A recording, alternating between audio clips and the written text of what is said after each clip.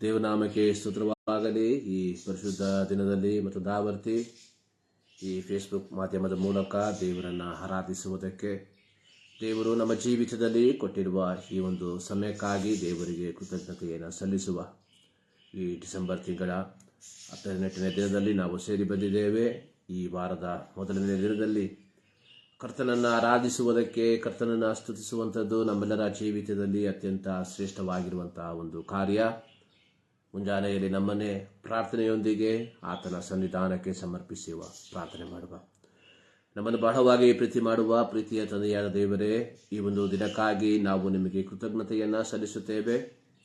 ಪರಲೋಕವು ನಿನ್ನ ಸಿಂಹಾಸನವು, ಭೂಮಿಯು ನಿನ್ನ ಪಾದಪೀಠವು. ನಿನ್ನ ಪಾದಪೀಠದ ಕೆಳಗೆ ನಿಮ್ಮ ಮಕ್ಕಳಾದ ನಾವು ನಿಮ್ಮನ್ನು ಆರಾಧಿಸುವುದಕ್ಕೆ, ನಿಮ್ಮನ್ನು ಸ್ತುತಿಸುವುದಕ್ಕೆ ನಮ್ಮ ಜೀವಿತದಲ್ಲಿ ಕೊಟ್ಟಿರುವಂತಹ ಈ ಒಂದು ಸಮಯಕ್ಕಾಗಿ ಸ್ತೋತ್ರ.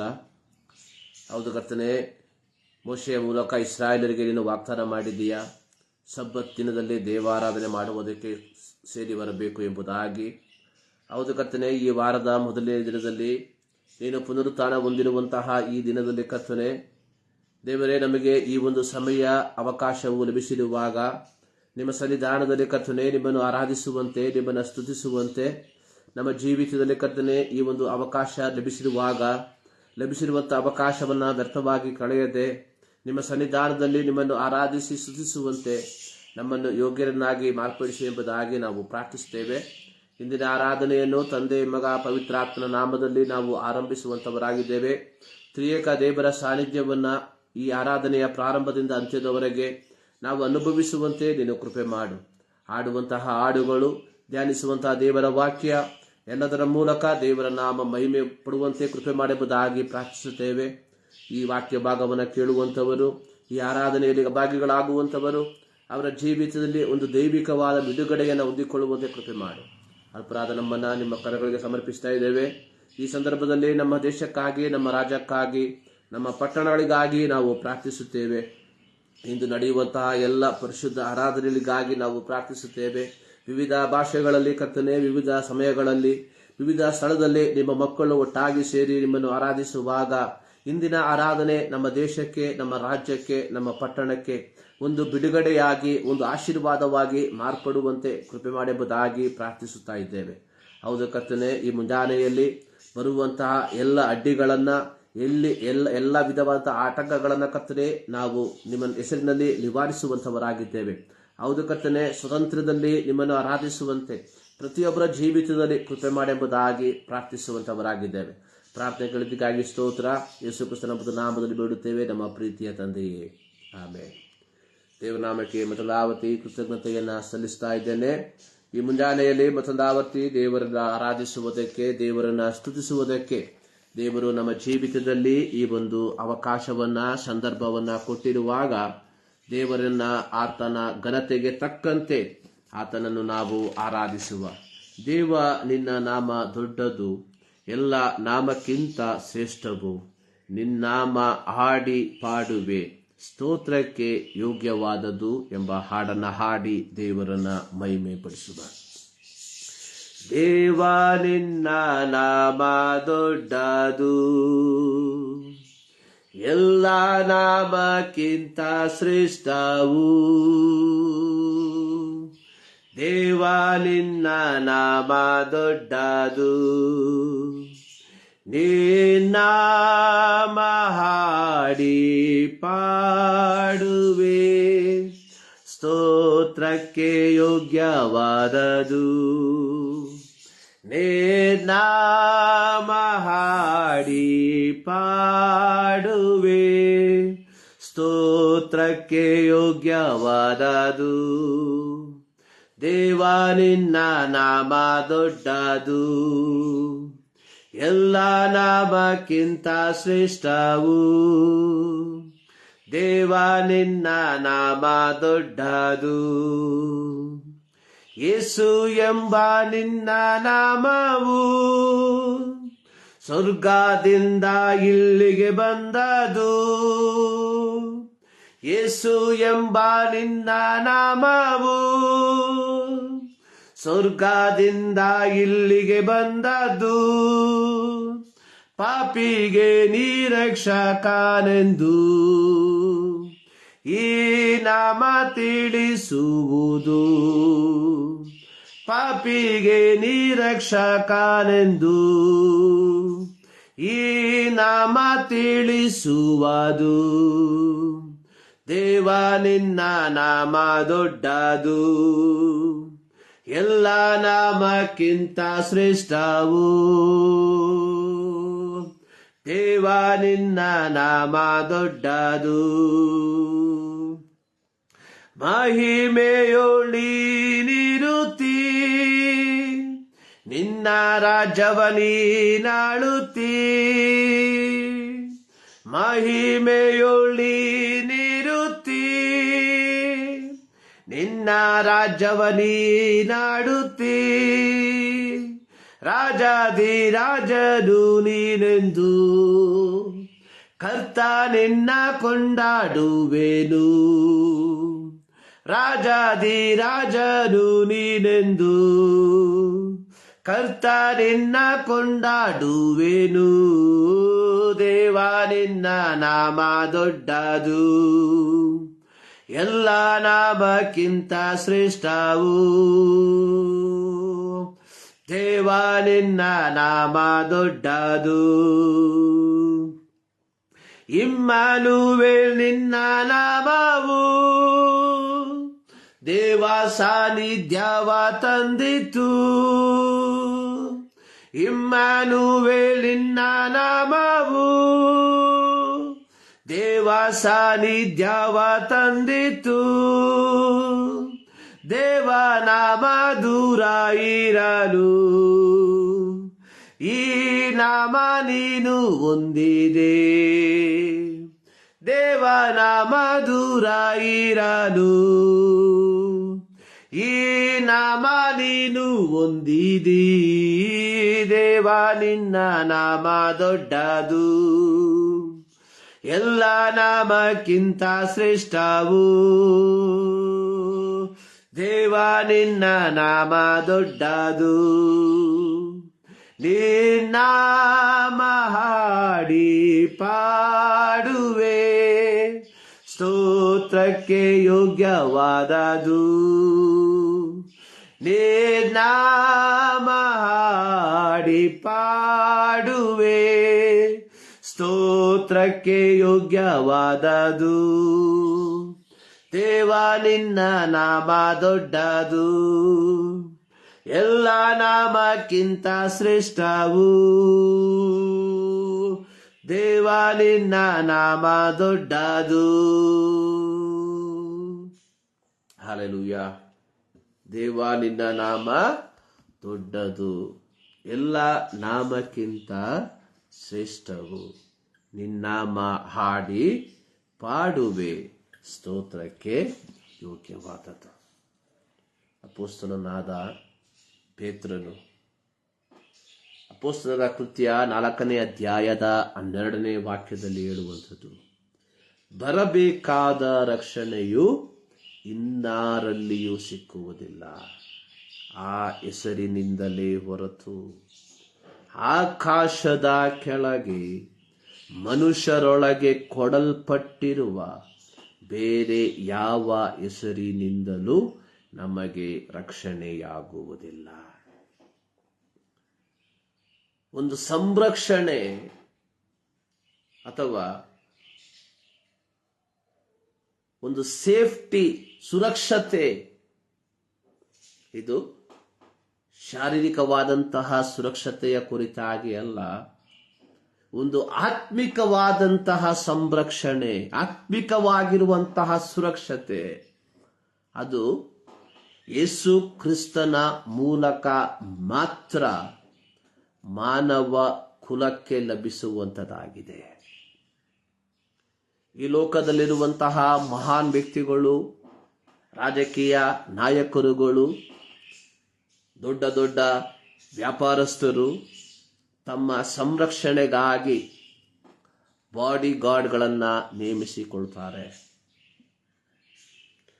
ಈ ಬಾಡಿ ಗಾರ್ಡ್ಗಳ ಜವಾಬ್ದಾರಿ ಅನ್ನುವಂಥದ್ದು ತಮ್ಮ ಜೀವವನ್ನ ಕೊಟ್ಟಾದರೂ ಸಹ ತಮ್ಮನ್ನ ಇಟ್ಟುಕೊಂಡಿರುವ ಯಜಮಾನನ ಅಥವಾ ರಾಜಕೀಯ ನಾಯಕರ ಜೀವವನ್ನ ಕಾಪಾಡುವಂಥದ್ದು.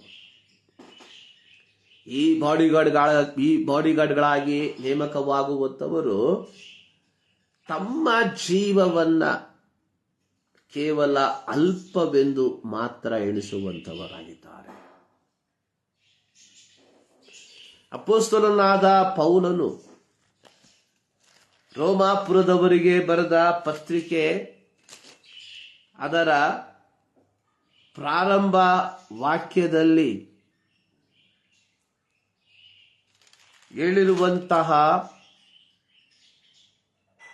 ಒಂದು ಕಾರ್ಯ ಸತ್ಯವೇದದಲ್ಲಿ ಈ ರೀತಿಯಾಗಿ ಬರೆದಿರುವಂಥದ್ದನ್ನು ನಾವು ನೋಡುತ್ತೇವೆ.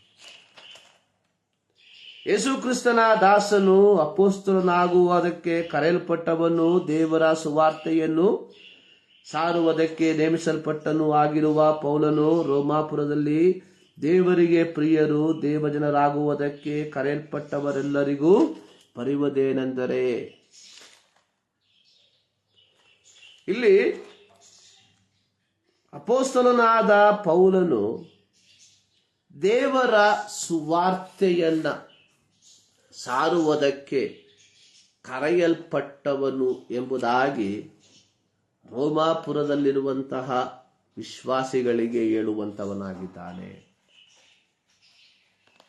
ರೋಮಾ ಸಾಮ್ರಾಜ್ಯ ಅತ್ಯಂತ ಬಲಿಷ್ಠವಾದ ಒಂದು ಸಾಮ್ರಾಜ್ಯವಾಗಿತ್ತು. ರೋಮಾ ಸಾಮ್ರಾಜ್ಯ ಆರ್ಥಿಕತೆಯಲ್ಲಿಯೂ ಸೈನಿಕ ವಿಚಾರದಲ್ಲಿಯೂ ಬಹಳ ಬಲಿಷ್ಠವಾದಂತಹ ಒಂದು ಸಂಸ್ಥಾನವಾಗಿತ್ತು. ರೋಮಾ ಸಾಮ್ರಾಜ್ಯದ ತತ್ವಶಾಸ್ತ್ರಗಳಾಗಲಿ ಅಥವಾ ರೋಮಾ ಸಾಮ್ರಾಜ್ಯದ ಅವರ ಶಾರೀರಿಕ ಶಕ್ತಿಯಾಗಲಿ ಒಬ್ಬ ಮನುಷ್ಯನನ್ನು ಪರಿಪೂರ್ಣವಾಗಿ ರಕ್ಷಿಸುವುದಕ್ಕೆ ಅಸಾಧ್ಯವಾಗಿದೆ ಎಂಬುವಂಥದ್ದನ್ನ ಪೌಲನು ಈ ಒಂದು ಪತ್ರಿಕೆಯ ಮೂಲಕವಾಗಿ ತಿಳಿಸುವಂತವನಾಗಿದ್ದಾನೆ. ಪೌಲನನ್ನ ದೇವರು ಕರೆದು ಬೇರ್ಪಡಿಸಿರುವಂಥದ್ದು ದೇವರ ಸುವಾರ್ತೆಯನ್ನ ಸಾರುವುದಕ್ಕೆ. ಸುವಾರ್ತೆ ಅನ್ನುವಂಥದ್ದು ತಪ್ಪಿಹೋದ ಮನುಷ್ಯನನ್ನ ಅಥವಾ ಪಾಪಕ್ಕೆ ದಾಸನಾಗಿ ನಿರೀಕ್ಷೆಯಿಲ್ಲದೆ ಮುಂದೇನು ಎಂಬ ಪ್ರಶ್ನೆಯೊಂದಿಗೆ ಜೀವಿಸುತ್ತಿರುವ ಮನುಷ್ಯನಿಗೆ ಒಂದು ಸ್ಥಿರವಾದ ಉತ್ತರವನ್ನ ಕೊಡುವಂತದಾಗಿದೆ ಸುವಾರ್ತೆ. Gospel is nothing but a good news. ಸುವಾರ್ತೆ ಅನ್ನುವಂಥದ್ದು ಒಬ್ಬ ಮನುಷ್ಯನ ಆತ್ಮಕ್ಕೆ ಸಂಬಂಧಪಟ್ಟ ಒಂದು ಶುಭ ವಾರ್ತೆ. ಈ ಮುಂಜಾನೆಯಲ್ಲಿ ದೇವರ ಸನ್ನಿಧಾನದಲ್ಲಿ ನಾವು ಸೇರಿ ಬಂದಿರುವುದಕ್ಕೆ ಕಾರಣ ಈ ಶುಭ ವಾರ್ತೆ ನಮ್ಮ ಕಿವಿಗೆ ಬಿದ್ದದ್ದರ ಫಲವಾಗಿ ನಾವು ನಮ್ಮ ಜೀವಿತವನ್ನ, ನಮ್ಮ ಹಳೆಯ ಜೀವಿತವನ್ನ ಬಿಟ್ಟು ಹೊಸ ಜೀವಿತವನ್ನ ಅಂಗೀಕರಿಸಿದರ ಫಲವಾಗಿ ಇಂದು ನಾವು ಆತನನ್ನು ಆರಾಧಿಸುವಂತವರಾಗಿದ್ದೇವೆ. ಇಂದು ನಾವು ಧ್ಯಾನಿಸುವುದಕ್ಕೆ ತೆಗೆದುಕೊಂಡಿರುವಂತಹ ಶೀರ್ಷಿಕೆ ಅನ್ನುವಂಥದ್ದು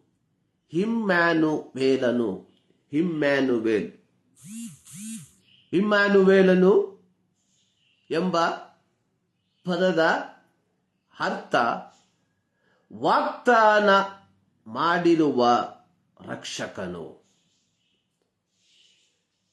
ಇಸ್ರಾಯೇಲ್ ದೇಶಕ್ಕೆ ಯಹೂದ ಜನಾಂಗಕ್ಕೆ ಹಳೆಯ ಒಡಂಬಡಿಕೆಯಲ್ಲಿ ವಾಗ್ದಾನ ಮಾಡಿರುವಂತಹ ಮಸಿಯನು ಎಂಬುದಾಗಿ ನಾವು ನೋಡುತ್ತೇವೆ. ಇಮ್ಯಾನುವೇಲ್ ಹೆಸರಿನ ಅರ್ಥ ವಾಗ್ದಾನ ಮಾಡಿರುವ ರಕ್ಷಕನು ಎಂಬುದಾಗಿ. ಯೆಶಾಯನ ಪ್ರವಾದನಾ ಗ್ರಂಥದಲ್ಲಿ ಈ ಒಂದು ಸಂಭವ ಬರೆದಿರುವಂಥದ್ದನ್ನು ನಾವು ನೋಡುತ್ತೇವೆ. ಇಮ್ಯಾನುವೇಲ್ ವಾಗ್ದಾನ ಮಾಡಿರುವಂತಹ ರಕ್ಷಕನು. ಈ ತಿಂಗಳು ಅಥವಾ ಡಿಸೆಂಬರ್ ತಿಂಗಳು ಪ್ರತಿಯೊಬ್ಬರು ಕ್ರಿಸ್ತನ ಜನನವನ್ನ ಬಹಳ ವಿಜೃಂಭಣೆಯಿಂದ ಆಚರಿಸುವಂಥದ್ದನ್ನು ನಾವು ನೋಡುತ್ತೇವೆ. ಆದರೆ ಯಥಾರ್ಥವಾಗಿ ಕ್ರಿಸ್ತನ ಜನನದ ಉದ್ದೇಶವನ್ನ ನಾವು ಸರಿಯಾಗಿ ಗ್ರಹಿಸದೆ ಇಂದು ಕೇವಲ ಕ್ರಿಸ್ಮಸ್ ಅನ್ನುವಂಥದ್ದು ಒಂದು ಆಚರಣೆಗೆ ಮಾತ್ರ ಸೀಮಿತವಾಗಿರುವಂಥದ್ದನ್ನು ನಾವು ನೋಡುತ್ತೇವೆ. ಆದರೆ ಪ್ರತಿಯೊಬ್ಬ ದೇವರ ಮಗನು ಮಗಳು ಯಥಾರ್ಥವಾದ ಕ್ರಿಸ್ಮಸ್ ಏನೆಂಬುವಂಥದ್ದನ್ನು ಗ್ರಹಿಸಿ ತಮ್ಮ ಜೀವಿತವನ್ನ ಅದಕ್ಕನುಸಾರವಾಗಿ ನಿರ್ವಹಿಸಬೇಕಾಗಿರುವಂಥದ್ದು ಬಹಳ ಪ್ರಾಮುಖ್ಯವಾಗಿರುವ ಒಂದು ವಿಚಾರವಾಗಿದೆ. ಯೇಸು ಕ್ರಿಸ್ತನ ಜನನದ ಸಂದರ್ಭದಲ್ಲಿ ದೂತರು ಹೇಳಿದಂತಹ ಒಂದು ಮಾತು ಲೂಕನು ಬರೆದ ಸುವಾರ್ತೆ ಅದರ 2ನೇ ಅಧ್ಯಾಯ ಅದರ 8ರಿಂದ 13 ವಾಕ್ಯಗಳಲ್ಲಿ ಬರೆದಿರುವಂತದ್ದಾಗಿ ನೋಡುತ್ತೇವೆ. ಯೇಸು ಸ್ವಾಮಿ ಜನಿಸಿದಂತಹ ಸಂದರ್ಭದಲ್ಲಿ ಆ ಕಾಲದಲ್ಲಿ ಇದ್ದಂತಹ ಕುರುಬರು ಆ ರಾತ್ರಿಯಲ್ಲಿ ತಮ್ಮ ಕುರಿಗಳನ್ನ ಕಾಯುತ್ತಿರುವಂತಹ ಆ ಒಂದು ಸಂದರ್ಭದಲ್ಲಿ ಒಬ್ಬ ದೇವದೂತನು ಅವರಿಗೆ ಪ್ರತ್ಯಕ್ಷನಾಗಿ ಅವರಿಗೆ ಹೇಳಿದಂತಹ ಸಂದೇಶ ಲೂಕನ ಬರೆದ ಸುವಾರ್ತೆ 2ನೇ ಅಧ್ಯಾಯ 10ನೇ ವಾಕ್ಯ, ಹೆದರಬೇಡಿರಿ. ಕ್ರಿಸ್ತನ ಜನನ ಅಥವಾ ಯೇಸು ಕ್ರಿಸ್ತನು ಈ ಲೋಕಕ್ಕೆ ಜನಿಸಿದಾಗ ಪರಲೋಕದಿಂದ ಅಥವಾ ಪರಲೋಕದ ತಂದೆಯಾದ ದೇವರು ಭೂಮಿಯಲ್ಲಿ ವಾಸಿಸುತ್ತಿರುವ ಜನರಿಗೆ ಪರಲೋಕದಿಂದ ಕಳುಹಿಸಿದ ಮೊದಲ SMS ಅಥವಾ ಮೊದಲ ವಾಟ್ಸಪ್ ಮೆಸೇಜ್ ಅನ್ನುವಂಥದ್ದು fear not.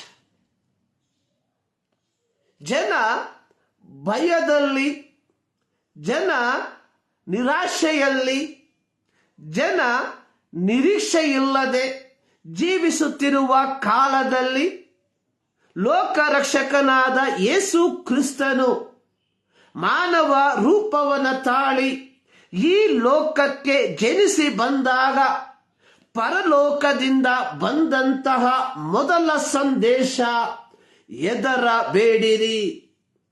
The first message that came from heaven is fear not. Christmas ಜನರಿಗೆ ಹೇಳುವಂತಹ ಸಂದೇಶ ಫಿಯರ್ ನಾಟ್, ಭಯ ಪಡಬೇಡಿರಿ. ತದನಂತರವಾಗಿ ಹೇಳುವಂಥದ್ದು ಜನರಿಗೆಲ್ಲ ಮಹಾ ಸಂತೋಷವನ್ನುಂಟು ಮಾಡುವ ಶುಭ ಸಮಾಚಾರವನ್ನು ನಿಮಗೆ ತಿಳಿಸುತ್ತೇನೆ. ಶುಭ ಸಮಾಚಾರವನ್ನ ತಿಳಿಸುತ್ತೇನೆ. ಏನದು ಶುಭ ಸಮಾಚಾರ? 11ನೇ ವಾಕ್ಯ, ಈ ಹೊತ್ತು ನಿಮಗೋಸ್ಕರ ದಾವೀದನೂರಲ್ಲಿ ಒಬ್ಬ ರಕ್ಷಕನು ಹುಟ್ಟಿದ್ದಾನೆ. ಈ ಹೊತ್ತು ದೇವರು ತನ್ನ ಸೃಷ್ಟಿಯಾದಂತಹ ಮನುಷ್ಯನನ್ನ ತನ್ನ ಹೋಲಿಕೆಗೆ, ತನ್ನ ಸಾರೂಪ್ಯಕ್ಕೆ ಸರಿಯಾಗಿ ಸೃಷ್ಟಿ ಮಾಡಿ ಆ ಅನ್ಯೋನ್ಯತೆಯಲ್ಲಿ ಜೀವಿಸುತ್ತಿರುವಂತಹ ಸಂದರ್ಭದಲ್ಲಿ ಮನುಷ್ಯನು ದೈವಿಕ ಮಾತುಗಳನ್ನು ಧಿಕ್ಕರಿಸಿ ತನ್ನಿಷ್ಟವಾದ ಮಾರ್ಗದಲ್ಲಿ ಹಾದು ಹೋದದರ ಫಲವಾಗಿ ಆ ದೈವಿಕವಾದ ಸಾನ್ನಿಧ್ಯ ಅವನಿಂದ ಸಂಪೂರ್ಣವಾಗಿ ನಷ್ಟವಾಗಿ ಹೋಯಿತು. ಹೀಗೆ ದೇವರಿಂದ ನಷ್ಟವಾಗಿ ಹೋದಂತಹ ದೈವಿಕ ಸಾನ್ನಿಧ್ಯವನ್ನ ತಿರುಗಿ ಒಂದುಗೂಡಿಸುವುದಕ್ಕೋಸ್ಕರವಾಗಿ, ಸಂಕ್ಷಿಪ್ತವಾಗಿ ಹೇಳುವುದಾದರೆ, ದೇವರಿಂದ ದೂರ ಹೋದ ಮನುಷ್ಯನನ್ನ ದೇವರೊಂದಿಗೆ ಸಮನ್ವಯಗೊಳಿಸುವುದಕ್ಕೋಸ್ಕರವಾಗಿ ತಂದೆಯಾದ ದೇವರು ಒಂದು ಪದ್ಧತಿಯನ್ನ ಆವಿಷ್ಕರಿಸಿದನು. ಆ ಪದ್ಧತಿಯ ಮೊದಲ ಹಂತ ದೇವರು ತಾನೇ ಮನುಷ್ಯನಾಗಿ ಈ ಲೋಕಕ್ಕೆ ಬರುವಂಥದ್ದು. ಇಮ್ಯಾನುವೇಲ್, ದೇವರು ನಮ್ಮೊಂದಿಗೆ. ಮಸ್ಸೀಯನು, ವಾಗ್ದಾನ ಮಾಡಲ್ಪಟ್ಟ ರಕ್ಷಕನು. ದೇವರು ಆವಿಷ್ಕರಿಸಿದಂತಹ ಈ ಒಂದು ಆವಿಷ್ಕಾರದ ಪ್ರಥಮ ಹಂತದಲ್ಲಿ ಪರಲೋಕವು ಭೂಲೋಕದಲ್ಲಿರುವಂತಹ ಜನರಿಗೆ ಕೊಟ್ಟಂತಹ ಮೊದಲ ಸಂದೇಶ, ಹೆದರಬೇಡಿರಿ. ಈ ಕ್ರಿಸ್ಮಸ್ ದಿನದಲ್ಲಿ ಅಥವಾ ಈ ಕ್ರಿಸ್ಮಸ್ ಋತುವಿನಲ್ಲಿ ಯೇಸು ಕ್ರಿಸ್ತನ ಮೂಲಕ ಪಾಪ ಕ್ಷಮಾಪಣೆಯನ್ನ ಪಡೆದುಕೊಂಡು ಕ್ರೈಸ್ತರೆಂಬುದಾಗಿ ದೇವರ ಮಕ್ಕಳೆಂಬ ಪದವಿಯನ್ನ ಪಡೆದುಕೊಂಡು ಕ್ರೈಸ್ತರೆಂಬುದಾಗಿ ಜೀವಿಸುತ್ತಿರುವ ನಾವುಗಳು ಈ ಲೋಕಕ್ಕೆ ಕೊಡಬೇಕಾಗಿರುವ ಸಂದೇಶ, ಹೆದರಬೇಡಿರಿ. ಇಂದು ಇಡೀ ಮನುಕುಲ ಒಂದು ಭಯದ ವಾತಾವರಣದಲ್ಲಿ ಜೀವಿಸುವಂಥದ್ದನ್ನ ನೋಡುತ್ತೇವೆ. ಅವರು ಆರ್ಥಿಕವಾಗಿ ಬಹಳ ಸದೃಢರಾಗಿರಬಹುದು, ಅವರು ಶಾರೀರಿಕವಾಗಿ ಬಹಳ ಗಟ್ಟಿಮಸ್ತಾಗಿರುವಂಥವರಾಗಿರಬಹುದು, ಕೌಟುಂಬಿಕವಾಗಿ ಯಾವುದಕ್ಕೂ ಕೊರತೆ ಇಲ್ಲದವರಾಗಿರಬಹುದು. ಆದಾಗ್ಯೂ ಹೃದಯದ ಅಂತರಾಳದಲ್ಲಿ ಅಥವಾ ಹೃದಯದ ಒಳಭಾಗದಲ್ಲಿ ಒಂದು ರೀತಿಯ ಭಯ ಆವರಿಸಿರುವಂಥದರಲ್ಲಿ ಯಾವ ಸಂಶಯವೂ ಇಲ್ಲ. ಹೀಗೆ ಭಯದಲ್ಲಿ ವಾಸಿಸುತ್ತಿರುವಂತಹ ಮನುಕುಲಕ್ಕೆ ಕ್ರಿಸ್ತನ ಜನನದ ಆ ಗಳಿಗೆಯಲ್ಲಿ ಪರಲೋಕದಿಂದ ಕೊಡಲ್ಪಟ್ಟಂತಹ ಒಂದು ಸಂದೇಶ ಅನ್ನುವಂಥದ್ದು, ಹೆದರಬೇಡಿರಿ. ನನ್ನ ಮಾತನ್ನು ಕೇಳುವಂತಹ ಪ್ರೀತಿಯ ದೇವ ಜನರೇ, ಈ 2022 ಈ ಕ್ರಿಸ್ಮಸ್ ಋತುವಿನಲ್ಲಿ ದೇವರು ನಮಗೆ ಕೊಟ್ಟಿರುವಂತಹ ವಾಗ್ದಾನ ಅನ್ನುವಂಥದ್ದು ಹೆದರಬೇಡಿರಿ ಎಂಬುದಾಗಿ ಆಗಿರುವಾಗ, ಆ ವಾಗ್ದಾನದಲ್ಲಿ ನಾವು ನಂಬಿಕೆಯನ್ನ ಇಡದೆ ತಿರುಗಿ ಯಾವುದೋ ಒಂದು ಭಯದ ವಾತಾವರಣದಲ್ಲಿ ನಾವು ಜೀವಿಸುವಂತವರಾಗಿದ್ದರೆ ನಮ್ಮ ಜೀವಿತವನ್ನ ಮತ್ತೊಂದಾವರ್ತಿ ಪುನಃ ಪರಿಶೀಲಿಸಿಕೊಳ್ಳಬೇಕಾಗಿರುವಂಥದ್ದು ಬಹಳ ಪ್ರಾಮುಖ್ಯವಾಗಿದೆ. ತದನಂತರವಾಗಿ ಹೇಳಿರುವಂಥದ್ದು, ನಿಮಗೆ ಒಂದು ಮಹಾ ಸಂತೋಷವನ್ನ ಉಂಟು ಮಾಡುವ ಸಮಾಚಾರವನ್ನ ತಿಳಿಸ್ತೇನೆ. ಆ ಸಂತೋಷ, ಇವತ್ತು ನಿಮಗೋಸ್ಕರ ದಾವೀದನೂರಲ್ಲಿ ಒಬ್ಬ ರಕ್ಷಕನು, ಮಸ್ಸೀಯನು ಹುಟ್ಟಿದ್ದಾನೆ. ಪ್ರತಿಯೊಬ್ಬ ಕ್ರೈಸ್ತರಿಗೆ ಇರುವಂತಹ ಒಂದು ದೃಢವಾದಂತಹ ಭರವಸೆ ಅನ್ನುವಂಥದ್ದು ನಮಗೊಬ್ಬ ರಕ್ಷಕನು ಇದ್ದಾನೆ, ನಮಗೊಬ್ಬ ಮಸ್ಸೀಯನು ಇದ್ದಾನೆ ಎಂಬುದಾಗಿ. ಹೀಗಿರುವಾಗ ಪ್ರಿಯರೇ, ನಾವು ಯಾತಕ್ಕಾಗಿ ಭಯ ಪಡುವಂತವರಾಗಿರಬೇಕು?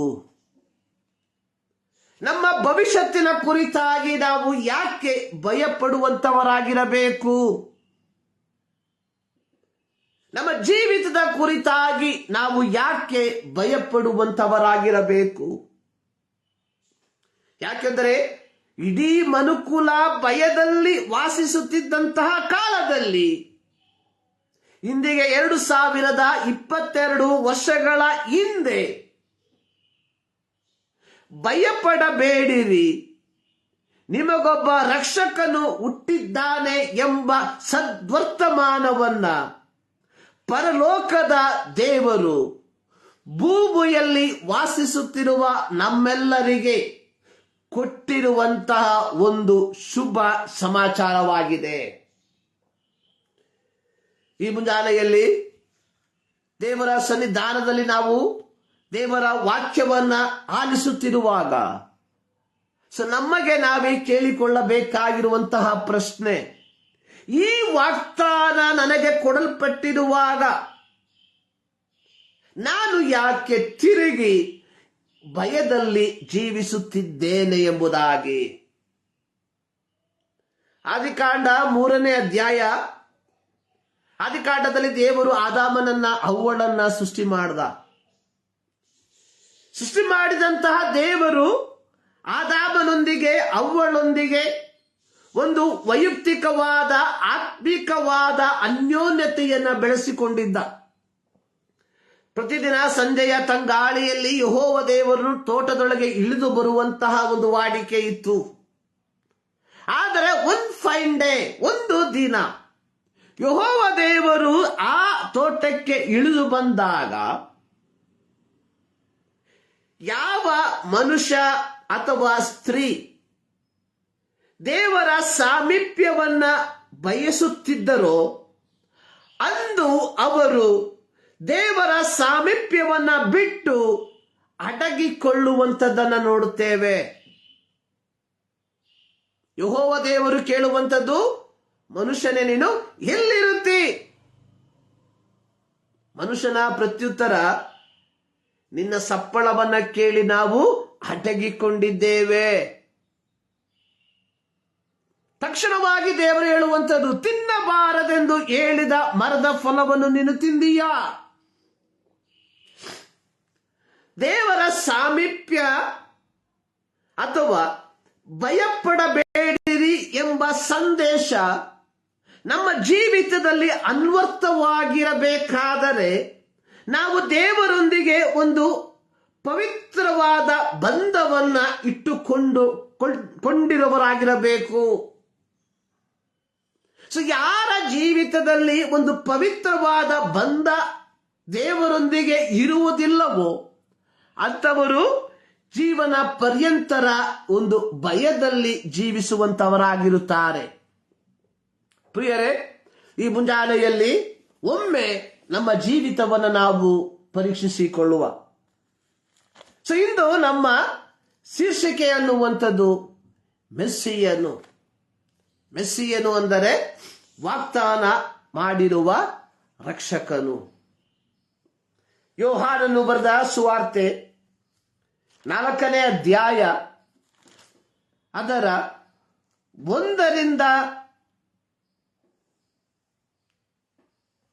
42 ವಾಕ್ಯಗಳನ್ನ ನಾವು ಗಮನಿಸಿ ನೋಡುವಾಗ ಇಲ್ಲಿ ಯೇಸು ಸ್ವಾಮಿ ಒಂದು ಸಮಾರ್ಯ ಹೆಂಗಸಿನ ಸಂಗಡ ಮಾತನಾಡುವಂತಹ ಒಂದು ಸಂಭಾಷಣೆ ಅಲ್ಲಿ ಸ್ನಾನಿಕ ಯೋಹಾನನು ಬರೆದಿರುವಂತದ್ದಾಗಿ ನೋಡುತ್ತೇವೆ.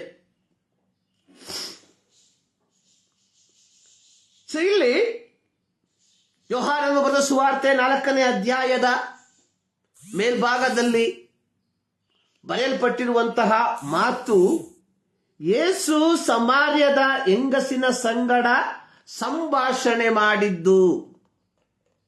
ಏನು ಈ ಸಂಭಾಷಣೆ?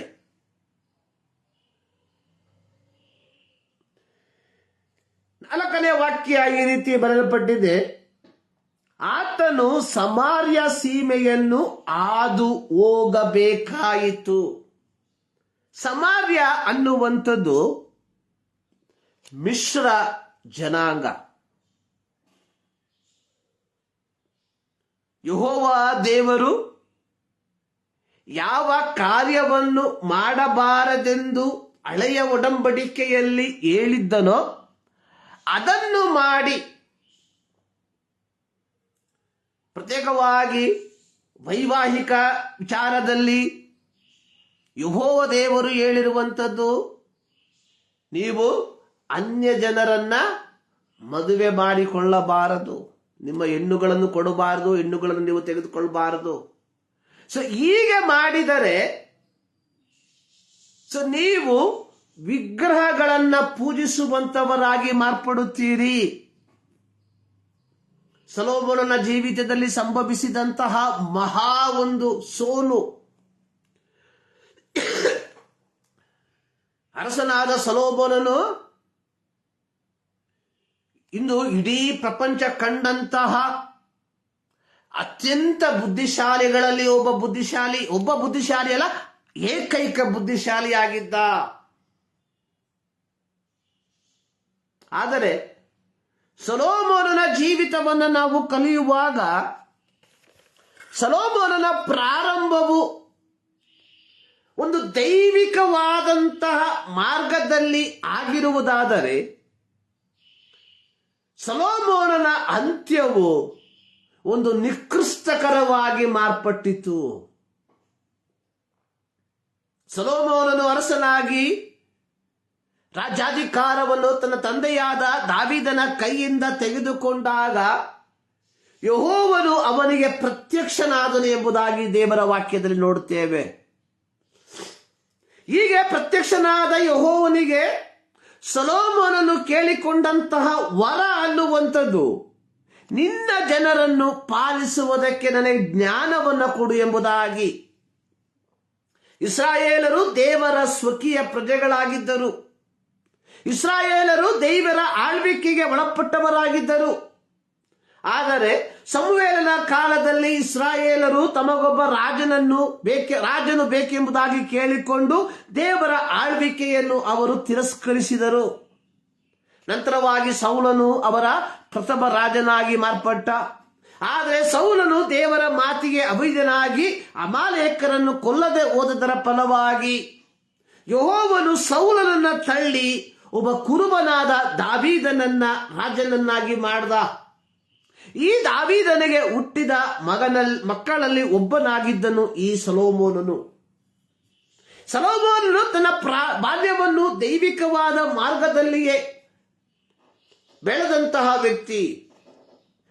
ತನ್ನ ಅಧಿಕಾರದ ಆಳ್ವಿಕೆಯ ಪ್ರಾರಂಭದಲ್ಲಿ ದೇವರ ದರ್ಶನವನ್ನು ಕಂಡಂತಹ ವ್ಯಕ್ತಿ, ದೇವರಿಂದ ದೈವಿಕ ಜ್ಞಾನವನ್ನ ಪಡೆದುಕೊಂಡಂತಹ ವ್ಯಕ್ತಿ. ಆದರೆ ತದನಂತರದಲ್ಲಿ ನಾವು ನೋಡುವಂಥದ್ದು, ಸೊಲೊಮೋನನು ಅನ್ಯ ದೇಶದ ಹೆಣ್ಣು ಮಕ್ಕಳನ್ನ, ರಾಣಿಯರನ್ನ ಮದುವೆ ಮಾಡಿಕೊಂಡು ಅವರ ದೇವರುಗಳನ್ನು ಪೂಜಿಸುವುದಕ್ಕೆ ಪ್ರಾರಂಭಿಸಿದ ಎಂಬುದಾಗಿ, ಇದು ಕಟ್ಟ ಕಡೆಯದಾಗಿ ಅದು ಅವನ ಜೀವಿತವನ್ನ ಒಂದು ರೀತಿಯ ಅಧಪತನಕ್ಕೆ ಅದು ಕರೆದುಕೊಂಡು ಹೋಗುವುದಕ್ಕೆ ಕಾರಣವಾಯಿತು. ಸಮಾರ್ಯ ಒಂದು ಮಿಶ್ರ ಜನಾಂಗ. ಯೇಸು ಸ್ವಾಮಿ ಈ ಒಂದು ಸಮಾರ್ಯ ಪಟ್ಟಣವನ್ನ, ಈ ಸಮಾರ್ಯ ಸೀಮೆಯನ್ನ ಹಾದು ಹೋಗುವಂತಹ ಸಂದರ್ಭದಲ್ಲಿ ಒಂದು ಸಮಾರ್ಯ ಸ್ತ್ರೀಯೊಂದಿಗೆ ಮಾತನಾಡುವಂಥದ್ದನ್ನ ಈ ಒಂದು ಅಧ್ಯಾಯದಲ್ಲಿ ನಾವು ನೋಡುತ್ತೇವೆ. ಇದರ ಚರಿತ್ರೆ ಪ್ರತಿಯೊಬ್ಬ ಕ್ರೈಸ್ತರಿಗೂ ಬಹಳ ಪರಿಚಿತವಿರುವುದರಿಂದ ಹೆಚ್ಚಾಗಿ ಅದರ ಕುರಿತಾಗಿ ನಾನು ವಿವರಿಸುವುದಿಲ್ಲ.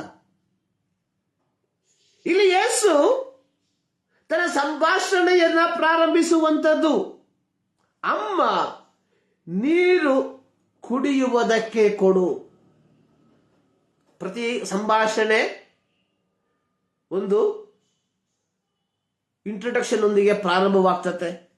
ಇಲ್ಲಿ ಇಂಟ್ರೊಡಕ್ಷನ್ ಅನ್ನುವಂಥದ್ದು ಗಿವ್ ಮಿ ಸಮ್ ವಾಟರ್, ಸ್ವಲ್ಪ ನೀರನ್ನ ಕೊಡು ತಾಯಿ.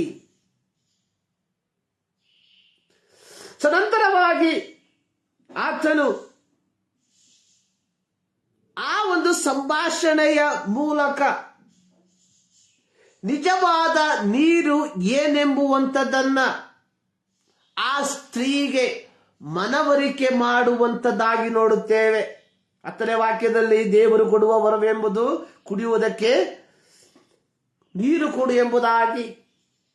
13ನೇ ವಾಕ್ಯದಲ್ಲಿ ಹೇಳುವಂಥದ್ದು ಈ ನೀರನ್ನು ಕುಡಿಯುವವರಿಗೆ ತಿರುಗಿ ನೀರಡಿಕೆಯಾಗುವುದು, ನಾನು ಕೊಡುವ ನೀರನ್ನು ಕುಡಿಯುವವನಿಗೆ ಎಂದಿಗೂ ನೀರಡಿಕೆಯಾಗುವುದಿಲ್ಲ. ಈ ನೀರು ಎಂಬ ಪದದ ಮೂಲಕ ಯಥಾರ್ಥವಾದ ನೀರು ಅಥವಾ ಜೀವಕರವಾದ ನದಿ ಏನೆಂಬುವಂಥದ್ದನ್ನ ಯೇಸು ಆ ಸಮಾರ್ಯದ ಸ್ತ್ರೀಗೆ ವಿವರಿಸುವಂಥದ್ದನ್ನ ನೋಡುತ್ತೇವೆ. ಇಲ್ಲಿ ಈ ಸಮಾರ್ಯದ ಸ್ತ್ರೀ ಯೇಸುವಿನೊಂದಿಗೆ ಕೇಳುವಂತಹ ಕೆಲವು ಮಾತುಗಳು. 20ನೇ ವಾಕ್ಯದಲ್ಲಿ ಈ ಸ್ತ್ರೀ ಹೇಳುವಂಥದ್ದು, ನಮ್ಮ ಹಿರಿಯರು ಈ ಬೆಟ್ಟದಲ್ಲಿ ದೇವಾರಾಧನೆ ಮಾಡುತ್ತಿದ್ದರು. ಮಿಶ್ರ ಜನಾಂಗವಾದದ್ದರ ಫಲವಾಗಿ ಇವರು ಯಹೂದ್ಯರೊಂದಿಗೆ ಯಾವುದೇ ರೀತಿಯ ಸಂಬಂಧವನ್ನ ಇಟ್ಟುಕೊಳ್ಳುವುದಕ್ಕೆ ಆಗದೆ ಹೋದದರ ಫಲವಾಗಿ ಇವರು ಯೆಹೋವನನ್ನು ಆರಾಧಿಸುವುದಕ್ಕೆ ಒಂದು ಸ್ಥಳವನ್ನ ಗೊತ್ತು ಮಾಡಿಕೊಂಡರು. ಇಸ್ರಾಯೇಲರು ಅಥವಾ ಯಹೂದ್ಯರು ಯೆರೂಸಲೇಮಿನಲ್ಲಿ ದೇವರನ್ನ ಆರಾಧಿಸುವಾಗ ಈ ಸಮಾರ್ಯದವರು ಗೆರಿಜಿಮ್ ಎಂಬ ಬೆಟ್ಟದಲ್ಲಿ ಯೆಹೋವನನ್ನ ಆರಾಧಿಸುವಂತವರಾಗಿದ್ದರು. ಆದರೆ ಯೇಸು ಹೇಳುವಂಥದ್ದು, ಒಂದು ಕಾಲ ಬರ್ತದೆ.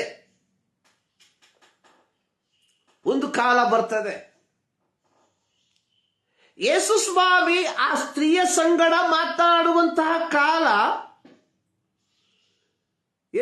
ಯಹೂದ್ಯರಿಗೂ ಮತ್ತು ಸಮಾರ್ಯದವರಿಗೂ ಯಾವುದೇ ರೀತಿಯ ಸಂಬಂಧವು ಇಲ್ಲದೆ ಇರುವಂತಹ ಕಾಲ ಅಥವಾ ಬಳುವಳಿಕೆ ಇಲ್ಲದೆ ಇರುವಂತಹ ಒಂದು ಕಾಲ. ಆದುದರಿಂದ ಯಹೂದ್ಯರು ಯೆರೂಸಲೇಮಿನಲ್ಲಿ, ಸಮಾರ್ಯದವರು ಗೆರಿಜಿಮ್ ಎಂಬ ಬೆಟ್ಟದಲ್ಲಿ ದೇವರನ್ನ ಆರಾಧನೆ ಮಾಡುತ್ತಿರುವಂಥದ್ದು. ಆದರೆ ಒಂದು ಕಾಲ ಬರುವುದಕ್ಕಿದೆ.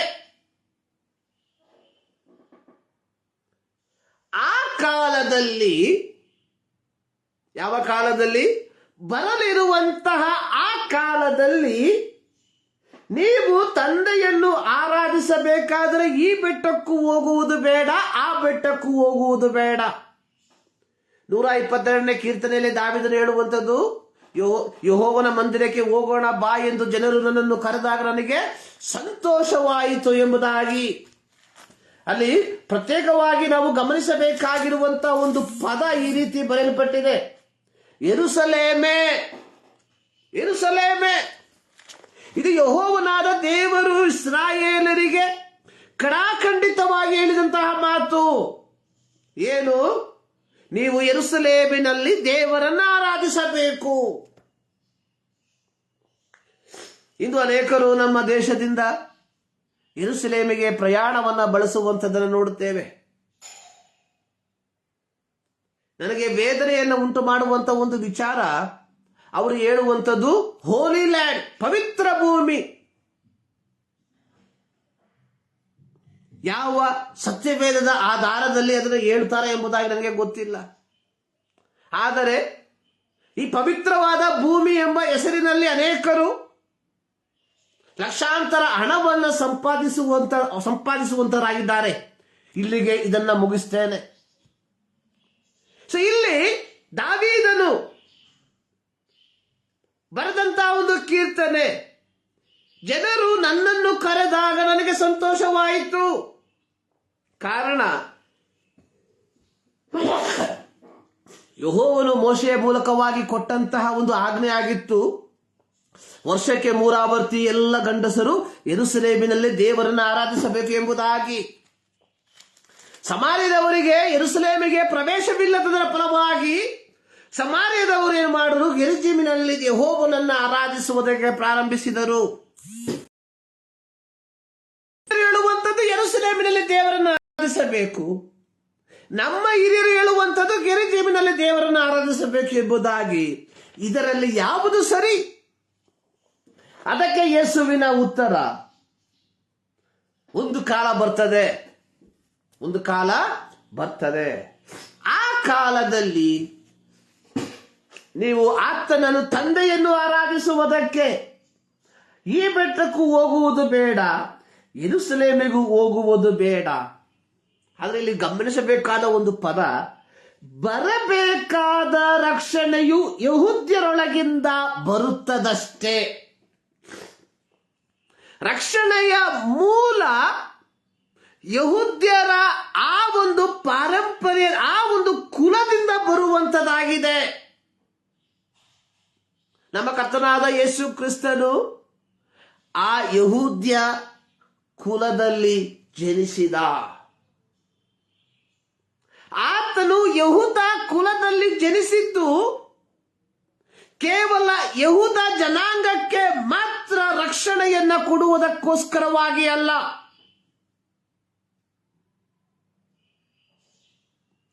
ಸೊ ಇಲ್ಲಿ ನಾವು ನೋಡುವಂಥದ್ದು, ಆ ಕುಲದಿಂದ ಒಬ್ಬ ರಕ್ಷಕನು ಹುಟ್ಟಿ ಬರ್ತಾನೆ.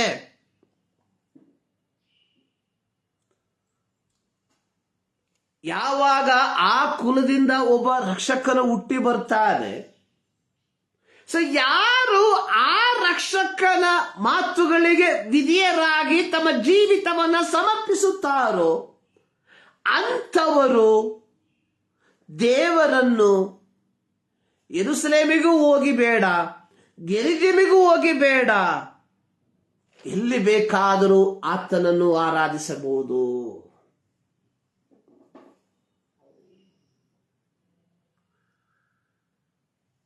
ಇಲ್ಲಿ ಯೇಸು ಸ್ವಾಮಿ ಸಮಾರ್ಯದ ಸ್ತ್ರೀಗೆ ಹೇಳುವಂಥದ್ದು, ಯಹೂದ್ಯರಾದ ನಾವು ಅರಿತಿರುವಂಥದ್ದನ್ನು ಆರಾಧಿಸುವಾಗ ನೀವು ಅರಿಯದೇ ಇರುವಂಥದ್ದನ್ನು ಆರಾಧಿಸುತ್ತಾ ಇದ್ದೀರಿ. ಆದರೆ ಸತ್ಯಭಾವದಿಂದ ದೇವಾರಾಧನೆ ಮಾಡುವಂಥವರು, ಸತ್ಯಭಾವದಿಂದ. ಇಂದು ಆರಾಧನೆ ಅನ್ನುವಂಥದ್ದು ಒಂದು ವಾಡಿಕೆಯಾಗಿ ಮಾರ್ಪಟ್ಟಿದೆ.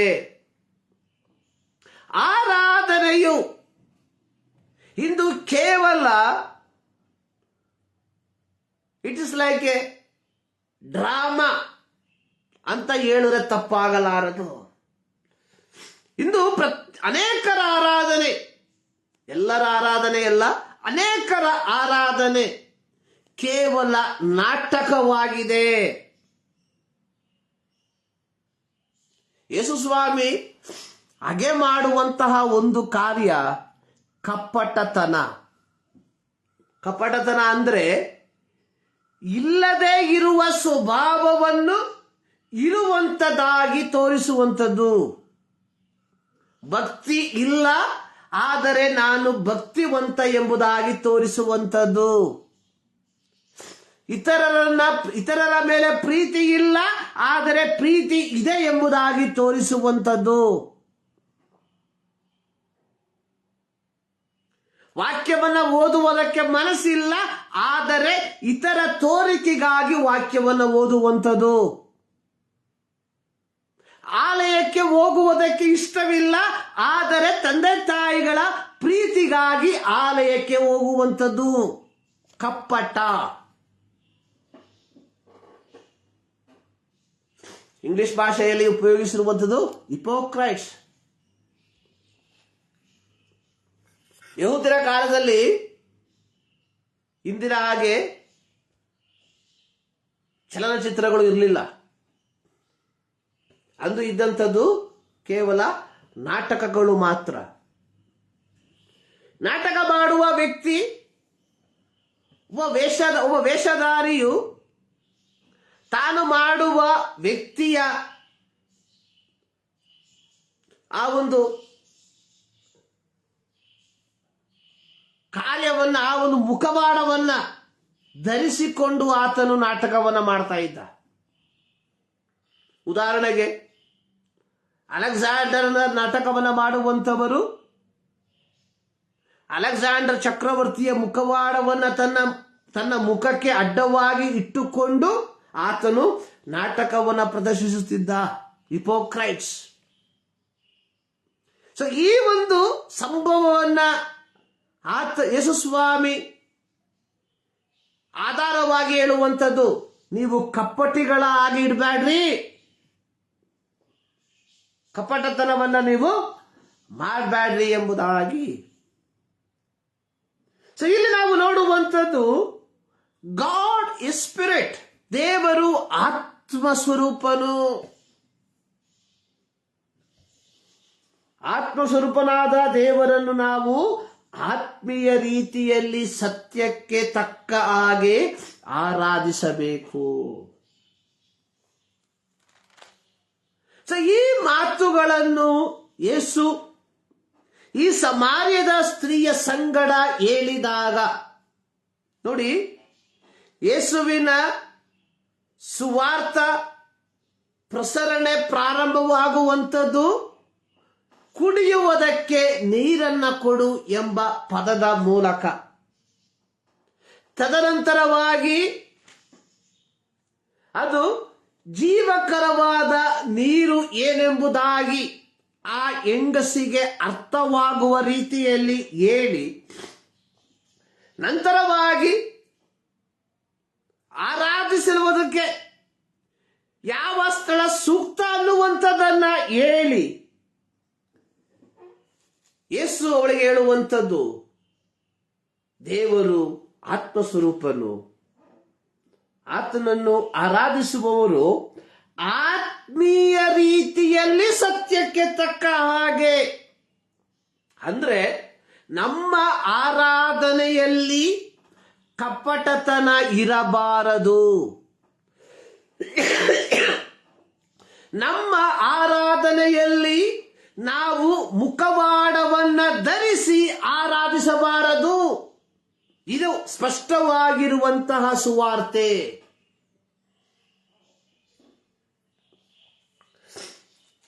ಯೇಸುಸ್ವಾಮಿಯ ಈ ಮಾತುಗಳನ್ನ ಕೇಳಿದಾಗ ಆಕೆ ಧರ್ಮಶಾಸ್ತ್ರವನ್ನ ಬಲ್ಲಂತವಳಾಗಿದ್ದಳು. ಇಂದು ನಮಗೆ ಪ್ರತ್ಯೇಕವಾಗಿ ಕ್ರೈಸ್ತರಿಗೆ ದೇವರ ವಾಕ್ಯದ ಕುರಿತಾಗಿ ಯಾವ ಪರಿಜ್ಞಾನವೂ ಇಲ್ಲ. ಇದು ನಿಜವಾಗಲೂ ಬಹಳ ಖೇದಕರವಾದಂತಹ ಒಂದು ಸಂಗತಿ. 175 ವರ್ಷಗಳ ಹಿಂದೆ ಇಂಗ್ಲೆಂಡ್ ದೇಶದಿಂದ ಬಂದಂತಹ ಜಾನ್ ರೈಟ್ಸ್ ಹಾಗೂ ತದನಂತರವಾಗಿ ಧಾರವಾಡ ಬಳ್ಳಾರಿಗೆ ಬಂದಂತಹ ಕಿಟಲ್ ಎಂಬ ಮಿಷನರಿಗಳು ಇಬ್ಬರು 2 ಕಾಲಘಟ್ಟಗಳಲ್ಲಿ ಬಂದಂತವರು. ಇವರು ನಮ್ಮ ಕರ್ನಾಟಕಕ್ಕೆ ಒಬ್ಬರು ಮಂಗಳೂರಿಗೆ ಬಂದರು, ಒಬ್ಬರು ಬಳ್ಳಾರಿಗೆ ಬಂದರು. ಬಂದಂತವರು ಮೊದಲು ಕನ್ನಡ ಭಾಷೆಯನ್ನು ಕಲಿತರು, ಕನ್ನಡದ ವ್ಯಾಕರಣವನ್ನ ಬರೆದರು, ಕನ್ನಡಕ್ಕೆ ಡಿಕ್ಷನರಿಯನ್ನ ಬರೆದರು. ನಂತರವಾಗಿ ಸತ್ಯವೇದವನ್ನು ಕನ್ನಡಕ್ಕೆ ಭಾಷಾಂತರ ಮಾಡಿದ್ರು. ಇವತ್ತು ಸತ್ಯವೇದ, ಕನ್ನಡ ಸತ್ಯವೇದ ಪ್ರತಿಯೊಬ್ಬರಿಗೆ ಉಚಿತವಾಗಿ ಲಭಿಸುವಂತದ್ದಾಗಿದೆ. ಆದರೆ ಒಂದು ಖೇದಕರವಾದ ಸಂಗತಿ ಅನ್ನುವಂಥದ್ದು, ನಮ್ಮಲ್ಲಿ ಅನೇಕರಿಗೆ ಕನ್ನಡ ಸತ್ಯವೇದ ಓದುವುದಕ್ಕೆ ಬಾರದು ಎಂಬುದಾಗಿ, ಯಾವುದಾದರೂ ಒಂದು ಉಪದೇಶ ಹೇಳುವಂತಹ ಯಾವುದಾದರೂ ಒಂದು ಕಾರ್ಯವನ್ನು ಇಟ್ಕೊಂಡು ಅದನ್ನೇ ನಾವು ಓದುತ್ತಾ ಇದ್ದೇವೆ. ಇಲ್ಲಿ ಈ ಹೆಂಗಸಿನ ಕುರಿತಾಗಿ ನೋಡಬೇಕು. ಈಕೆ ಧರ್ಮಶಾಸ್ತ್ರವನ್ನ ಬಲ್ಲಂತವಳು. 25ನೇ ವಾಕ್ಯದಲ್ಲಿ ಈಕೆ ಹೇಳುವಂಥದ್ದು, ಆತನಿಗೆ, ಆ ಹೆಂಗಸು ಆತನಿಗೆ, ಮೆಸ್ಸಿಯನು ಅಂದರೆ ಕ್ರಿಸ್ತನು ಬರುತ್ತಾನೆಂದು ಬಲ್ಲೆನು. ಅವಳಿಗೆ ಅಷ್ಟು ಪರಿಜ್ಞಾನ ಇತ್ತು. ಎಷ್ಟು ಪರಿಜ್ಞಾನ ಇತ್ತು? ಮೆಸ್ಸಿಯನು ಬರ್ತಾನೆ. Once the Messiah will come, everything is going to be changed. ಮೆಸ್ಸಿಯನು ಒಮ್ಮೆ ಬಂದರೆ ಪ್ರತಿಯೊಂದು ಕಾರ್ಯವು ಬದಲಾಗ್ತದೆ.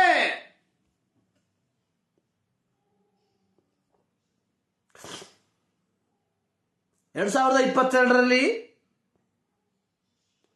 ಯೇಸು ಕ್ರಿಸ್ತನ ಜನನವನ್ನ ಆಚರಿಸುತ್ತಿರುವಂತಹ ಪ್ರಿಯ ದೇವ ಜನರೇ, ನಿಮಗೆ ಒಂದು ವಿಚಾರ ಗೊತ್ತುಂಟಾ? Is going to come back again. ಆತನು ತಿರುಗಿ ಬರಲಿದ್ದಾನೆ. ಸೊ ನೀನು ನಾನು ಜೀವಿಸಬೇಕಾಗಿರುವಂಥದ್ದು, ಇಂದು ದಿನಾಂಕ 18, ಇನ್ನು 2+5 7 ದಿನ ಆಗ್ಬಿಟ್ರೆ ಕ್ರಿಸ್ಮಸ್ ಹಬ್ಬ, ಕ್ರಿಸ್ಮಸ್ ಪೂಜೆ, ಈ ಆಚರಣೆಗೆಲ್ಲ ನಾವು ಜೀವಿಸಬೇಕಾಗಿರುವಂಥದ್ದು. ನಂತರವಾಗಿ 2023ರ ಕ್ರಿಸ್ಮಸ್ಗೋಸ್ಕರವಾಗಿ ಕಾತುರದಿಂದ ಕಾಯುವಂತದಲ್ಲ ಕ್ರೈಸ್ತತ್ವ.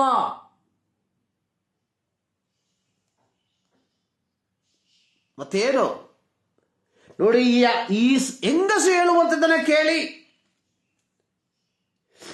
ಈಕೆ ಹೇಳುವಂಥದ್ದು, ಮೆಸ್ಸಿಯನು ಅಂದರೆ ಕ್ರಿಸ್ತನು ಬರುತ್ತಾನೆಂಬುದು ನನಗೆ ಗೊತ್ತುಂಟು. Once the Messiah will come, everything will be going to change. ಆಮೇಲೆ ಆ ಬೆಟ್ಟನು ಬೇಡ, ಈ ಬೆಟ್ಟನು ಬೇಡ, ಆ ಸಭೆನೂ ಬೇಡ, ಈ ಸಭೆನೂ ಬೇಡ, ಈ ಡಿನೋಮಿನೇಷನ್ ಬೇಡ, ಆ ಡಿನೋಮಿನೇಷನ್ ಬೇಡ, ಈ ಪಾಸ್ಟರ್ ಬೇಡ, ಆ ಪಾಸ್ಟರ್ ಬೇಡ. ಇವತ್ತು ಸಭೆ ಹೇಳುವಂಥದ್ದು, ನಮ್ಮ ಸಭೆಗೆ ಬಂದ್ರೆ ಮಾತ್ರ ನೀವು ಪರಲೋಕಕ್ಕೆ ಹೋಗುವುದು.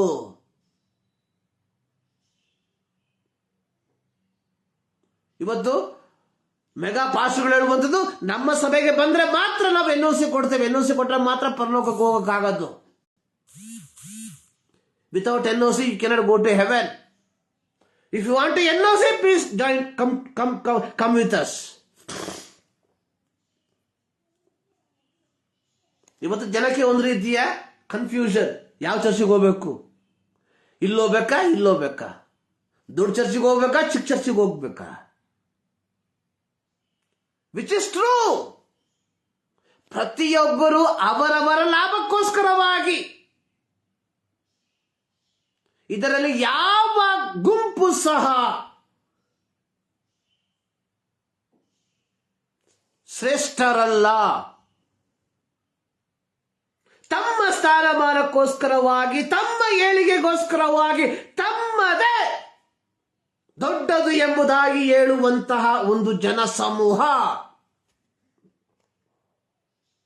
ಆದ್ರೆ ಈ ಹೆಂಗಸಿನ ಮಾತನ್ನ ಕೇಳ್ರಿ. ಮೆಸ್ಸಿಯನು ಅಂದ್ರೆ ಕ್ರಿಸ್ತನು ಬರ್ತಾನೆ. That I know. ನಮ್ಮಲ್ಲಿ ಎಷ್ಟು ಜನಕ್ಕೆ ಗೊತ್ತು Jesus is going to come back again? ಯೇಸು ಕ್ರಿಸ್ತನು ತಿರುಗಿ ಬರ್ತಾನೆ ಎಂಬುದಾಗಿ ನಮ್ಮಲ್ಲಿ ಎಷ್ಟು ಜನಕ್ಕೆ ಗೊತ್ತು? ನಾವು ಎಷ್ಟು ಜನ ಯೇಸು ಕ್ರಿಸ್ತನು ತಿರುಗಿ ಬರ್ತಾನೆ ಎಂಬುದಾಗಿ ಪ್ರಸಂಗಿಸ್ತೇವೆ? ನಾವು ಪ್ರಸಂಗಿಸುವಂಥದ್ದು, ಕೊಡ್ರಿ, ದುಡ್ಡು ಕೊಡಿ, ದುಡ್ಡು ಕೊಡಿ, ದುಡ್ಡು ಕೊಡಿ. ನಾವು ಸೇವೆ ಮಾಡ್ತೀವಿ, ಸೇವೆ ಮಾಡ್ತೀವಿ, ಸೇವೆ ಮಾಡಿ ಮಾಡಿ ಮಾಡಿ ಹೊಟ್ಟೆ ದಪ್ಪ ಆಯ್ತಷ್ಟೇ.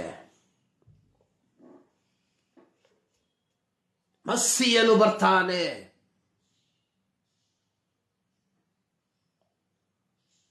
ಯೇಸು ಸ್ವಾಮಿ ಪರಲೋಕಕ್ಕೆ ಒಯ್ಯಲ್ಪಡುವುದಕ್ಕಿಂತ ಪರಲೋಕಕ್ಕೆ ಒಯ್ಯಲ್ಪಟ್ಟಾಗ ಆಕಾಶವನ್ನ ನೋಡಿ ನಿಂತಿದ್ದಂತಹ ಶಿಷ್ಯರಿಗೆ ದೇವದೂತರು ಹೇಳಿದಂತಹ ಇನ್ನೊಂದು ಸಂದೇಶ, ಗಲಿಲಾಯ ಪುತ್ರರೇ, ನೀವು ಆಕಾಶವನ್ನು ನೋಡುವಂಥದ್ದೇಕೆ?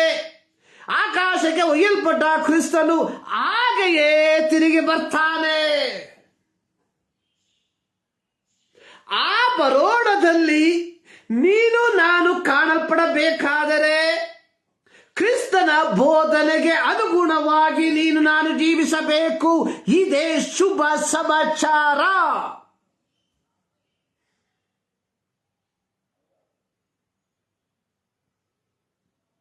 ನಮಗೆ ಬೇಕಾಗಿರುವಂಥದ್ದು ಅಬ್ರಹಾಮನಿಗೆ ಸಿಕ್ಕಿದಂತಹ ಆಶೀರ್ವಾದ. ನಮಗೆ ಬೇಕಾಗಿರುವಂಥದ್ದು ಯಾಕೋಬನು ಉಪಾಯದ ಮೂಲಕವಾಗಿ ಪಡೆದುಕೊಂಡಂತಹ ಆಶೀರ್ವಾದ. ನಮಗೆ ಬೇಕಾಗಿರುವಂಥದ್ದು ದಾವೀದನಿಗೆ ಸಿಕ್ಕಿದಂತಹ ಸಿಂಹಾಸನವೆಂಬ ಆಶೀರ್ವಾದ.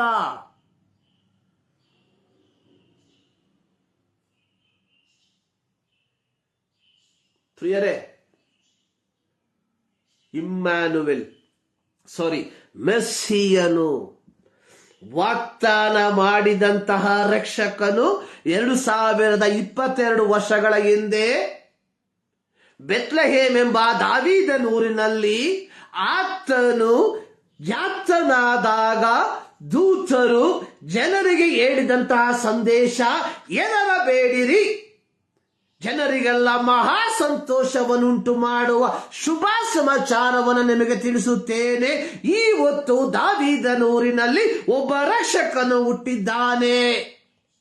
ಈ ವಾಕ್ಯವನ್ನ ಆಧಾರ ಮಾಡಿಕೊಂಡು ಪೇತ್ರನು ಹೇಳುವಂಥದ್ದು, ಬರಬೇಕಾದ ರಕ್ಷಣೆ ಬೇರೆ ಯಾವುದರಲ್ಲಿ ಸಿಕ್ಕುವುದಿಲ್ಲ, ಆ ಹೆಸರಿನಿಂದಲೇ ಹೊರತು ಆಕಾಶದ ಕೆಳಗೆ ಮನುಷ್ಯರೊಳಗೆ ಕೊಡಲ್ಪಟ್ಟಿರುವ ಬೇರೆ ಯಾವ ಹೆಸರಿನಿಂದಲೂ ನಮಗೆ ರಕ್ಷಣೆಯಾಗುವುದಿಲ್ಲ.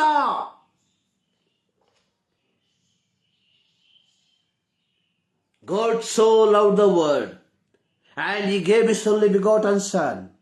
ದೇವರು ಲೋಕದ ಮೇಲೆ ಎಷ್ಟೋ ಪ್ರೀತಿಯನ್ನಿಟ್ಟು ತನ್ನ ಒಬ್ಬನೇ ಮಗನನ್ನ ಕಳುಹಿಸಿಕೊಟ್ಟನು. ಆತನನ್ನು ನಂಬುವ ಒಬ್ಬರಾದರೂ ನಾಶವಾಗದೆ ನಿತ್ಯ ಜೀವವನ್ನು ಪಡೆಯಬೇಕೆಂದು ಆತನನ್ನ ಕೊಟ್ಟನು. ಗಲಿಲಾಯ ಪುರುಷರೇ, ನೀವು ಆಕಾಶವನ್ನ ನೋಡುತ್ತಾ ನಿಲ್ಲುವುದೇಕೆ? ನಿಮ್ಮನ್ನು ಬಿಟ್ಟು ಪರಲೋಕಕ್ಕೆ ಏರಿ ಹೋದ ಯೇಸು ಆತನು ತಿರುಗಿ ಬರ್ತಾನೆ. This is the second good news to each and every one. 2022ರ ಈ 18ನೆಯ ದಿನದಲ್ಲಿ ಜೀವಿಸುತ್ತಿರುವ ಪ್ರತಿಯೊಬ್ಬರಿಗೆ ದೇವರು ಕೊಟ್ಟಿರುವಂತಹ ಶುಭ ಸಮಾಚಾರ, he is going to come back. Are you ready? ನಾವು ಸಿದ್ಧರಿದ್ದೇವ.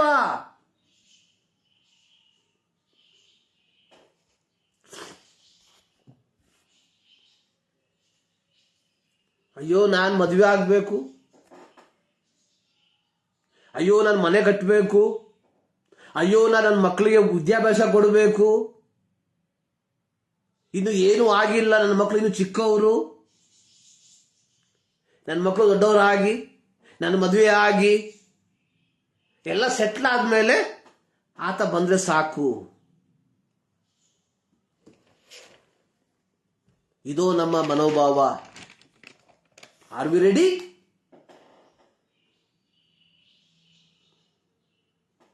ಗುಡ್ ನ್ಯೂಸ್, ಶುಭ ಸಮಾಚಾರ.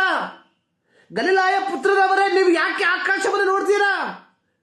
ಆಕಾಶಕ್ಕೆ ಏರಿ ಹೋದ ಕರ್ತನು ತಿರುಗಿ ಬರ್ತಾನೆ. Good news.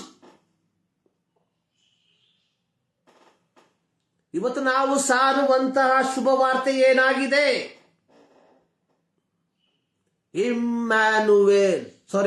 ಮಸ್ಸಿಯನು, ವಾಗ್ದಾನ ಮಾಡಿದ ರಕ್ಷಕನು 2022 ವರ್ಷಗಳ ಹಿಂದೆ ಆತನು ಲೋಕಕ್ಕೆ ಬಂದು ಮಾನವ ಕುಲದ ಪಾಪಗಳಿಗಾಗಿ ತನ್ನನ್ನು ಯಜ್ಞಾರ್ಪಿತನಾಗಿ ಅರ್ಪಿಸಿ ಆತನು ಪರಲೋಕಕ್ಕೆ ಒಯ್ಯಲ್ಪಟ್ಟು ತಿರುಗಿ ಆತನು ಮಸ್ಸಿಯನು ಬರ್ತಾನೆ. ಆ ಬರೋಣದಲ್ಲಿ ನೀನು ನಾನು ಕಾಣಲ್ಪಡಬೇಕಾದರೆ ಈ ವಾಗ್ದಾನಕ್ಕೆ ಅನುಗುಣವಾಗಿ ಜೀವಿಸುವಂತವರಾಗಿರಬೇಕು. ಕ್ರೈಸ್ತತ್ವ ಅನ್ನುವಂಥದ್ದು it is not a corporate world. ಕ್ರೈಸ್ತತ್ವ ಸಮುದಾಯವಲ್ಲ, ಕ್ರೈಸ್ತತ್ವ ವೈಯಕ್ತಿಕ ವ್ಯಕ್ತಿಗತ ಜೀವಿತವಾಗಿದೆ. Are we ready for that? ಯೋಶುವನ ಹಾಗೆ ನಾವು ಹೇಳ್ತೇವಾ, me and my family we will serve God. ನಾನು ನನ್ನ ಕುಟುಂಬವು ಯೆಹೋವನನ್ನು ಸೇವಿಸ್ತೇವೆ. ಸೊ ನಮಗೆ ಧೈರ್ಯವಿದೆಯಾ? ನನ್ನ ಕರ್ತನ ಬರೋಣದಲ್ಲಿ ನಾನು ನನ್ನ ಕುಟುಂಬ ದೇವರ ಸನ್ನಿಧಾನದಲ್ಲಿ ಕಾಣಪಡ್ತೇವೆ ಎಂಬುದಾಗಿ.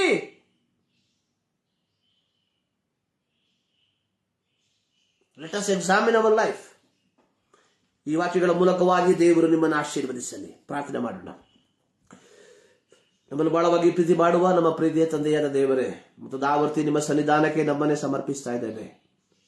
ಈ ಮುಂಜಾನೆಯಲ್ಲಿ ಮತ್ತು ದಾವರ್ತಿ ಕರ್ತನೆ, ಈ ಒಂದು ಮಾಧ್ಯಮದ ಮೂಲಕ ನಿಮ್ಮನ್ನು ಆರಾಧಿಸುವಂತೆ, ನಿಮ್ಮನ್ನು ಸ್ತುತಿಸುವಂತೆ ನಮ್ಮ ಜೀವಿತದಲ್ಲಿ ಕೊಟ್ಟಂತಹ ಈ ಒಂದು ಶ್ರೇಷ್ಠವಾದ ಸಮಯಕ್ಕಾಗಿ ಸ್ತೋತ್ರ. ಈ ಮುಂಜಾನೆಯಲ್ಲಿ ನಮ್ಮನ್ನು ಮತ್ತು ದಾವರ್ತಿ ವಾಕ್ಯದ ಮುಂಭಾಗದಲ್ಲಿ ಸಮರ್ಪಿಸ್ತಾ ಇದ್ದೇವೆ. ಆಶೀರ್ವದಿಸು. ವಾಕ್ಯವನ್ನ ಕೇಳಲಿರುವಂತಹ ಪ್ರತಿಯೊಬ್ಬರಿಗಾಗಿ ಪ್ರಾರ್ಥಿಸ್ತಾ ಇದ್ದೇನೆ. ಈ ಮುಂಜಾನೆಯಲ್ಲಿ ಅವರ ಜೀವಿತದಲ್ಲಿ ಒಂದು ಆತ್ಮಿಕ ಚೈತನ್ಯ ಉಂಟಾಗುವಂತೆ, ಒಂದು ಆತ್ಮಿಕ ಚಲನ ಉಂಟಾಗುವಂತೆ ಕೃಪೆ ಮಾಡು.